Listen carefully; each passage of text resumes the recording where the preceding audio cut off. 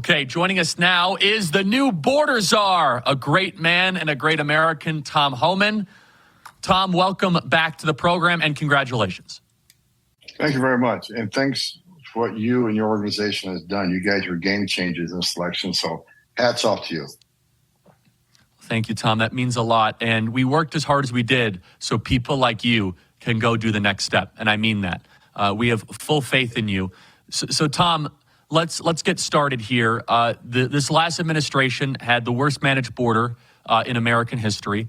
Roughly 8 to 10 million people have come across. What are the steps necessary to fix this? You know this in great detail, better than anybody else. And everybody understand, the chief of staff was announced number 2, Tom Homan number 1, then Tom Homan number 2. That's the priority of this administration.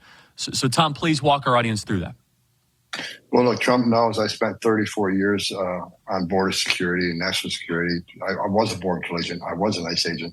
I was the first ICE director actually came up through the ranks. So the 20,000 men and women that worked for me, I didn't ask them to do anything. I didn't do myself because I was one of them. So, look, I think what we need to do, rather than taking a bucket and bailing water out of the boat, we need to plug the hole. That's the first thing we're going to do. I say first thing, but there's a couple first things. We're going to secure the border. We're going to start that day one. At the same time, we're going to start the deportation operations in the interior. The border quickly remain in Mexico. We got to get back in place. President Trump had to get with Mexico and make that happen. That was a game changer on the Trump administration. You want to claim asylum? Go ahead and claim asylum, but you're going to wait in Mexico. And what people don't realize is about 3 months into that program, many people stopped coming. They stopped selling everything they own, their life savings, to give it to the criminal cartels to be smuggled into the United States. Because most of them know they don't qualify for asylum. They're coming in for a job. They're coming for a better life. And I get that, but it's not asylum. If you look at immigration court data, it clearly says 9 out of 10 people who claim asylum at the border end up getting an order of removal because they simply don't qualify for asylum. So Remain in Mexico is a game changer. The third safe country agreements, that was a game changer. President Trump had the 3 triangle countries in Mexico agree that if you're really escaping fear and persecution from your home government in El Salvador and you get to Mexico, have you not escaped that fear and persecution? You should be claiming asylum in the first free country you come in. That was a game changer. We're going to stop catch and release day one. If you cross the border, you're either going to be immediately returned or you're going to be detained. You're not going to be released. And finally, the border wall. We got to get the border wall finished. A lot of the wall that's already up, Biden administration didn't finish the technology that goes in that wall, the technology that tells us someone's climbing it, digging under it.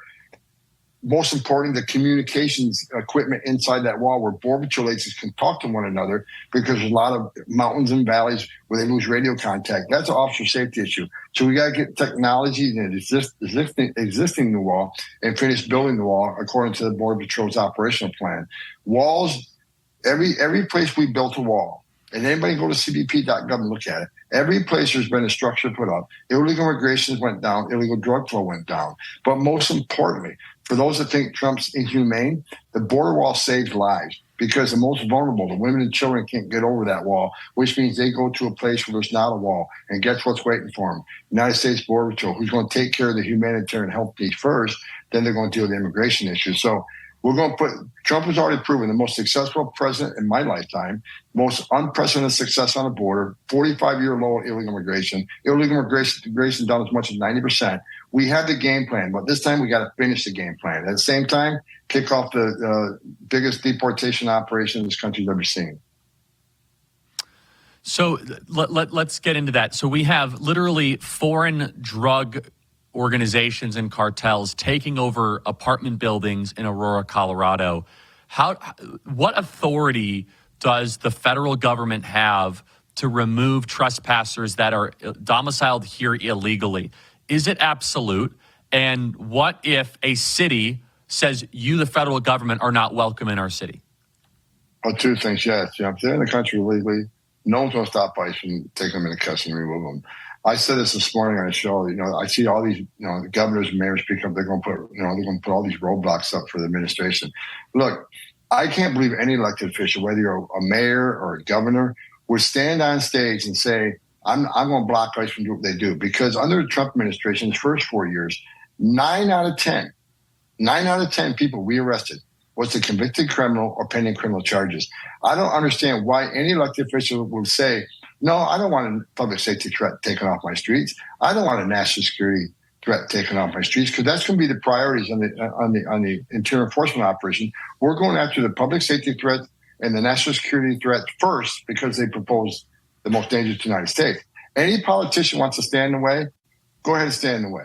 You're not going to stop us. If you're not going to help us, get the hell out of the way, because ICE is going to do their job. You want to be a sanctuary city? You don't want to let our officers in the jail? You want to release them into the public? Okay, so I'll double the manpower for that city, because now we got to go in the neighborhood and find them, because you put my officer at risk, you put the community at risk. They're not going to stop ICE. We're going to take the handcuffs off ICE that's been on them for the last 4 years and let them do their job. At one point, they kept saying the Biden administration, Alejandro Mayorkas, who should have been impeached and removed 3 years ago, he says, ICE is going to concentrate on the worst of the worst. We're going to concentrate solely on the criminals. If you didn't commit a criminal offense, you're free and ICE can't arrest you.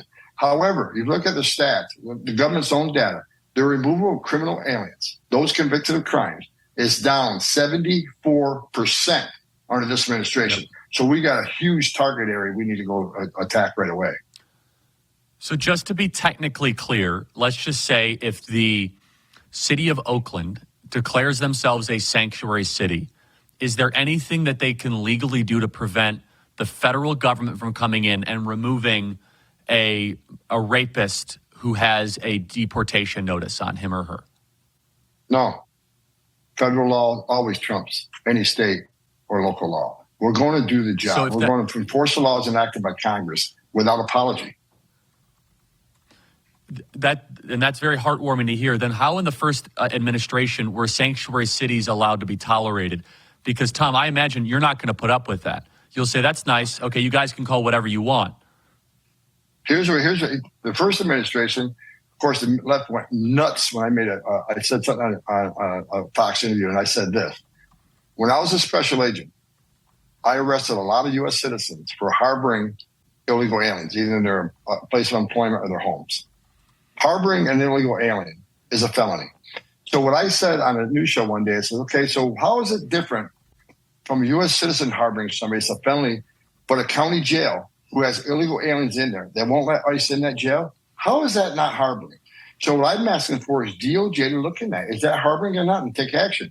President Trump actually filed a lawsuit against sanctuary cities to pull all their federal funding and take legal action.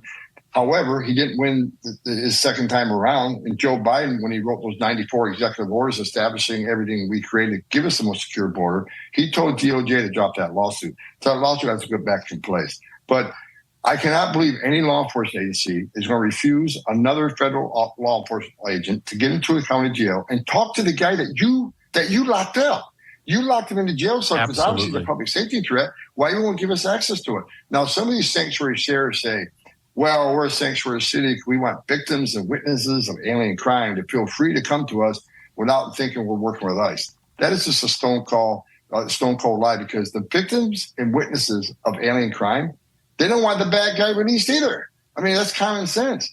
We don't want to talk to the victim and witness. We want to talk to the guy that you locked in a jail cell. And when you're done with him, we want him. Well, not only will we remove him from the community so he can't reoffend, we're going to remove him from the country. Hey, Tom, this is wonderful to hear. So, for example, J.B. Pritzker last week, right after Trump won, said we're going to fight the federal government. We are welcome to all people. Basically, that's just rhetoric. And the federal government can come in and has the authority to be able to take criminals, especially, and get them out of the country. I just want to reiterate one more thing. This is really a question of the will, isn't it, Tom? The law's on your side. You just have to have, which we have, the mandate from the people and the will to enforce the law. Is that correct? Yeah, and I think the staff the president's putting together, between Steve Miller, myself, and Christy Noem, we have the will. The issue is going to be constant lawsuits that's going to delay action. It's going to be the miscommunication, the misinformation by the left. Look, I've seen it already, right? How we're going to go and have the U.S. Army going through neighborhoods to look for people different than us and have the Army arrest people. It's just what's happening, right? So what needs to be different this time about the American will is we need to be transparent. We need to have a weekly briefing and telling the American people exactly what we're doing. We said we're going to concentrate on public safety threats and national security threats. Look at what we've done. The removal of criminal aliens is up 130%. We need to have constant communication with the public, the American people, so we don't lose faith in them. Let them know exactly what we're doing it, how we're doing it, and that it is humane operation. And that's how we keep the support of the American people. The left, the far left, the woke, they don't matter to me, right? And I don't care what they think about me. I never have. They can't cancel if you don't care, and I don't care what they think. We got to message this right, Charlie. I'm looking for people like you to help us control the narrative of what we're doing and speak truth to the American people, because the truth is going to matter. I want your reaction to this clip, Tom. Play cut 369, please. One who intends to come take away the freedom and opportunity and dignity of Illinoisans, I would remind you that a happy warrior is still a warrior. You come for my people, you come through me. Game 1 on. minute, your reaction, Tom. Game on. We got no problem going through him. I got 20,000 men and women in ICE are going to do their job with no apology. Congress has enacted a law that protects this country. People need to understand. But what if they're not criminal aliens? Look, entering this country illegally is a crime. Every illegal alien in this country committed a crime to get here. So they're all criminals. And look, there's some worse than others. I get that. And even if they're not a criminal alien, when you cross that border and you overwhelm the Border Patrol, just because you're simply illegal alien, not a criminal, when you overrun the Border Patrol, that's when they get busy changing diapers, making baby formula, making hospital runs, making transportation runs. That's when the fentanyl comes across to kill 250,000 people. That's when you got 600% increase in sex trafficking. That's when you have a record number of terrorists crossing the border and people on the terrorist watch list. Illegal immigration is not a victimless crime. We're going to enforce a law without apologies. And the day Donald Trump takes that oath, we're in a go mode. And if any government wants to stand in the way, go ahead and do it. We'll see what happens. I'm not going to be intimidated. The men and women of ICE ain't going to be intimidated. We're going to do our job the way President Trump has committed to the American people. We have a mandate, and we're going to do it. I mean, that's why I worked as hard as I did on the election, everybody. Tom, I'm going to keep you for another segment if we can. I know you're very busy, and if you can hear that cheering, that is millions of Americans listening to this program in their living room saying thank you, because we just want the law to be enforced. Okay, January 20th. Donald Trump says, "So help me God," and finishes his inauguration. He's president. He walks into the outer room of the Capitol building, and sitting on his desk are a bunch of executive orders waiting for him to sign. If you get your way, what are those executive orders, Tom Homan? Well, we discussed probably in the beginning, we're going to end catch release.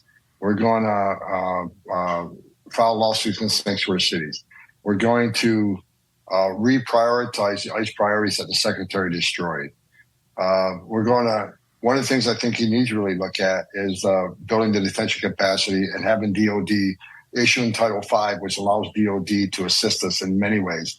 Look, we have limited number of agents. The more we have, the better we can do. So DOD's helped the president on the border many times. So if him by issuing a Title V declaration, DOD can do the transportation, whether it's ground or air. They can help build the infrastructure, Southside facilities. The Army Corps of Engineers can help build that wall. And what that does, when they can do the transportation, they can do the intelligence, they can do the infrastructure, that releases our badges and guns to the street. Because right now, a lot of Border Patrol agents, a lot of ICE agents are doing administrative type stuff that needs to be done. But it doesn't need to be done by badge and gun. We need an executive order to vastly contract out processing.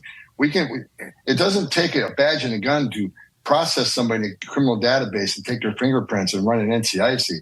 We can contract that work out again, taking thousands of Border Patrol agents off their desks and get them back on the field and contracting out the feeding, carrying of these people. There's a lot of things the president can do in day one to release the guns and badges to do their national security duty rather than all this administrative garbage they've been forced to deal with under the Biden administration. So Tom, in closing here, again, the audience is just thrilled, and so am I, and we have this opportunity to fix this. Final question, legislatively. President Trump is going to Washington, D.C. tomorrow as a triumphant return. What, if anything, realistically, would you like to see Congress do? We're going to have a slight majority in the House, a reasonable majority in the Senate. One of the first bills they're going to pass is going to be some sort of a border bill. What would you like to see from a funding perspective or from a policy change perspective to make sure that we can close the southern border and make these changes permanent? Excellent question. Because what we're seeing is executive order, and every president can overturn the other president. There are three things that Congress can do that would fix 85% of this border. They need to change the TVPRA, the Trafficking Victims Protection Act. It had a good intention. That says this: if you're a child of, if it's ascertained that you're a child of trafficking, you have certain rights and certain appeals to the government that you can get to stay here. But here's what the TVPR says. If it's ascertained you are not a victim of trafficking, if you're from Mexico, you're immediately removed. If you're from Canada, you're immediately removed. But if you're from any other country, even though we ascertained you're not a victim of trafficking, you got this whole process that takes years. You're going to end up to stay here forever. That is a magnet that has increased the unaccompanied alien children trafficking. Over 500,000 children have been trafficked across this board by criminal cartels, and this administration can't find them. That's another thing President Trump's going to do on top of securing the border and doing deportation operations. We're going to find those children and save them, because many of them are in forced labor, many of them are in sex trafficking, many are living with pedophiles. These children are living life of hell. We're going to go find them and save them. The second thing Congress can do is change the asylum law. The asylum law, when you first get to the border, you make an asylum claim. The burden of proof is very, very low. Because if we don't want to send somebody back to their home country to be persecuted, so they set the threshold so low, it's ridiculous. The cartels would teach these people a few key phrases to say. Pass that first interview, you get released. Then when you get to court, if you show up in court, that threshold of proof is much higher, and 90% fail in court. And that's a true number. 90% will pass the first interview. They get to court, 90% fail. So we need to make that first interview threshold the same as the judicial threshold, and that would help solve the problem. Finally, the Florida Settlement Agreement. The Florida Settlement Agreement says we can't detain family units in a residential facility long enough to see a judge. They said we can only hold them for 20 days. The way the system's set up, it takes almost 40 days to have someone see a judge. So change that. Let us keep them in family residential centers, not going to be in a jail. They'll be in an open campus family residential center. Let us keep them long enough to see a judge. 90% will lose. We'll put them on an airplane and send them home. And the reason I know that will work is under Obama administration, when we've had the first surge, we built family residential centers. We held them long enough to see a judge. We put them on an airplane and send them home. The border numbers tanked. Then the Ninth Circuit comes back and says, no, you can only hold them in 20 days. Tom, you have our full support. I agree with you, and I would love to meet with you privately about a communication strategy. I don't know the border stuff like you do, but I know how to win the information war, and I'd love, whenever you're around here in the winter White House, I'd love to chat with you, because it's going to be an information war as much as anything else. Tom, God bless you. Couldn't be more thrilled. Thank you so much. Thank you. Everybody, thanks so much for watching. Make sure you hit the subscribe button and hit the bell. We're doing so much good work here at Turning Point USA. Also, get your tickets to AmFest. That's amfest.com, the biggest party of the year in Phoenix Convention Center. We have Tucker Carlson and really big speakers coming. I'll be there. It's going to be unbelievable. Meet your future husband, future wife. It's going to be great. Amfest.com, amfest.com. Get there. Go get the tickets. It's going to be amazing. And again, please subscribe and hit this bell.